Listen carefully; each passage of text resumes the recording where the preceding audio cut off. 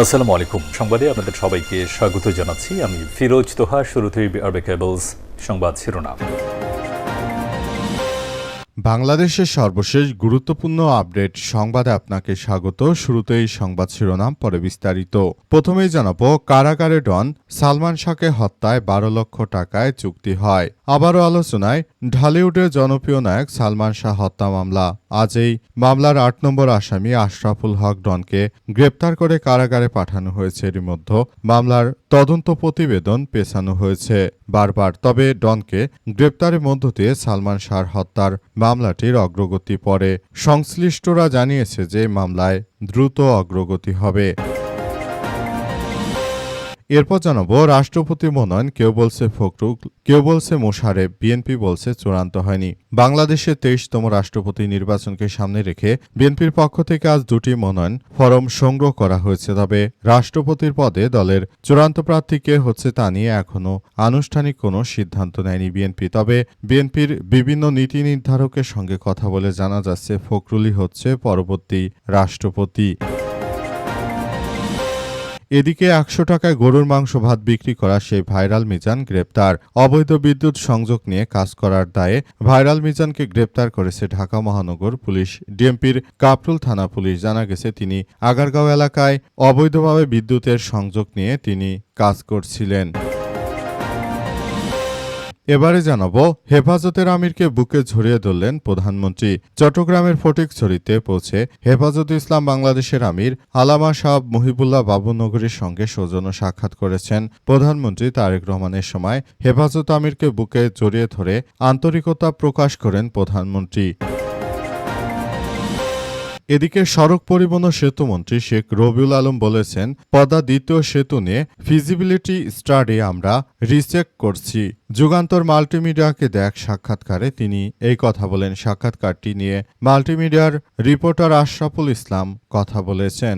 জানা যাচ্ছে বিএনপি পদ্মা সেতু দ্বিতীয়টি আরিচার ঘাটে করবে, তবে ঈদের পরে করবে না কোরবানির পরে করবে সেটি এখনও তারা নিশ্চিত করতে পারেনি। এবং সর্বশেষ জানাবো, শেখ হাসিনার অনুষ্ঠানে উপস্থাপক অরিনকে ঘিরে সাতক্ষীরায় আলোচনা।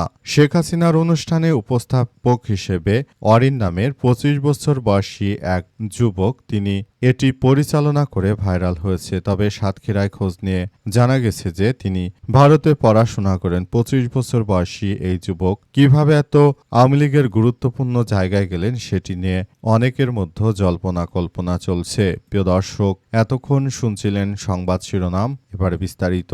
তবে তার আগে বন্ধুরা অনুরোধ থাকবে, এই সংবাদটিতে একটি লাইক দিন। এই চ্যানেলে আপনি নতুন হয়ে থাকলে আমাদের সংবাদটি দেখতে দেখতে চ্যানেলটি সাবস্ক্রাইব করে রাখুন। কমেন্ট করে বন্ধুরা আপনার মূল্যবান মতামত জানিয়ে দিন আপনি বিশ্বের কোন দেশ থেকে বা বাংলাদেশের কোন স্থান থেকে আমাদের সংবাদটি দেখছেন এবং শুনছেন। আর বন্ধুরা, গাজা যুদ্ধে আপনি যদি নিরীহ ফিলিস্তিনিদের ভালোবেসে থাকেন, কমেন্টে ইয়েস লিখে পুরো বিশ্ববাসীকে আমাদের এই তাজা আপডেটটি দেখার সুযোগ করে দিন। এবারে বিস্তারিত। কারাগারে ডন সালমান শাহকে হত্যায় 12 লাখ টাকায় চুক্তি হয়। আবারও আলোচনায় ঢালিউডের জনপ্রিয় নায়ক সালমান শাহর হত্যা মামলা।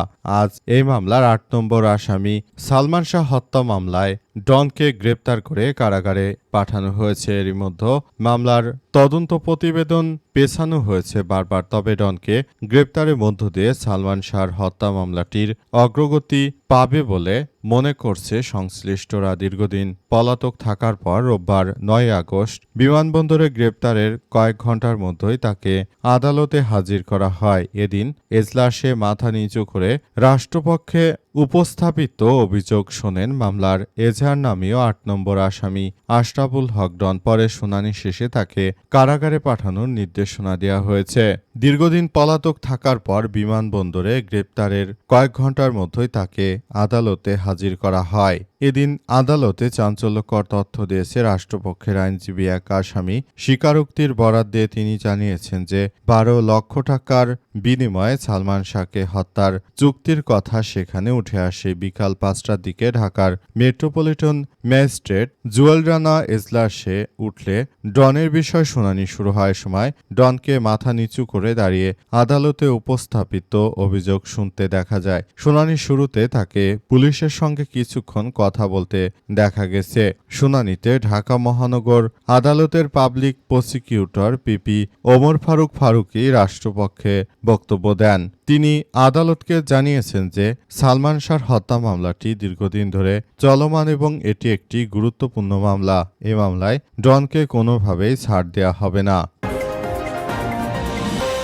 কেউ বলছে ফখরুল, কেউ বলছে মোশারেফ, বিএনপি বলছে চূড়ান্ত হয়নি রাষ্ট্রপতির মনোনয়ন। বাংলাদেশের ২৩তম রাষ্ট্রপতি নির্বাচনকে সামনে রেখে বিএনপির পক্ষ থেকে আজ দুটি মনোনয়নপত্র ফরম সংগ্রহ করা হয়েছে। তবে রাষ্ট্রপতি পদে দলের চূড়ান্ত প্রার্থী কে হচ্ছেন তা নিয়ে এখনো আনুষ্ঠানিক কোনো সিদ্ধান্ত জানায়নি বিএনপি। আজ রাষ্ট্রপতি নির্বাচনের জন্য নির্বাচন কমিশন থেকে বিএনপির পক্ষ থেকে দুটি মনোনয়ন ফরম সংগ্রহ করা হয়। এর কয়েক ঘণ্টা পর বিকেলের দিকে কয়েকটি গণমাধ্যম ও দলীয় সূত্রের বরাত দিয়ে বিএনপির মহাসচিব মির্জা ফখরুল ইসলাম আলমগীরকে রাষ্ট্রপতি পদে মনোনয়ন দেওয়ার খবর প্রকাশ করা হয়। এর মধ্যে একটি গণমাধ্যমে দলীয় সূত্রের বরাতে বিএনপির স্থায়ী কমিটির সদস্য ড খন্দকার মোশারেফ হোসেনকে রাষ্ট্রপতির পদে দলের মনোনয়ন দেওয়ার কথা বলা হয়েছে। ফলে রাষ্ট্রপতির পদে বিএনপির প্রার্থী কে হচ্ছেন তা নিয়ে রাজনৈতিক অঙ্গনে নতুন করে আলোচনা শুরু হয়েছে। অনেকে বলাবলি করছে যে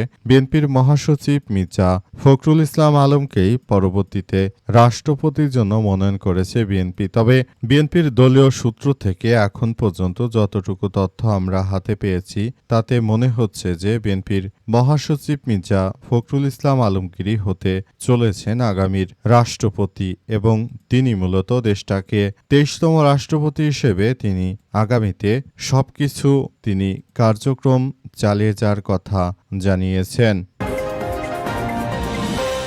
১০০ টাকায় গরুর মাংস ভাত বিক্রি করা সেই ভাইরাল মিজান গ্রেপ্তার। অবৈধ বিদ্যুৎ সংযোগ বিচ্ছিন্নর কাজে বাধা দেওয়ার ঘটনায় ভাইরাল মিজানকে গ্রেপ্তার করেছে ঢাকা মহানগর পুলিশ।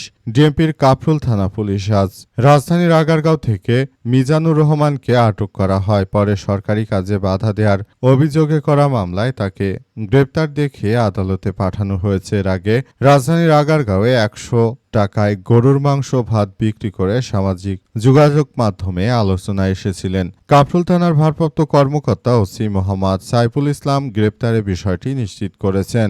ওসি সাইফুল ইসলাম বলেন যে নিয়মিত অভিযানের অংশ হিসেবে বিদ্যুৎ বিভাগ ফুটপাত সহ বিভিন্ন স্থাপনায় অবৈধ বিদ্যুৎ সংযোগ বিচ্ছিন্ন করছিল। এরই ধারাবাহিকতায় আগারগাঁও এলাকায় মিজানের দোকানে অবৈধ বিদ্যুৎ সংযোগ বিচ্ছিন্ন করতে বিদ্যুৎ বিভাগের নির্বাহী ম্যাজিস্ট্রেট সহ সংশ্লিষ্টরা সেখানে উপস্থিত হন। তখন মিজান তাদের উপর চড়াও হয় এবং সিটি কর্পোরেশনের কর্মী ও পুলিশ সদস্যদের আঘাত করে মিজান। পরে তাকে গ্রেপ্তার করে থানায় নিয়ে আসা হয়। পরে সরকারি কাজে বাধা দেওয়া সহ সংশ্লিষ্ট অপরাধের ঘটনায় মিজানকে গ্রেপ্তার করে আদালতে পাঠানো হয়েছে বলে জানিয়েছে ওই কর্মকর্তারা।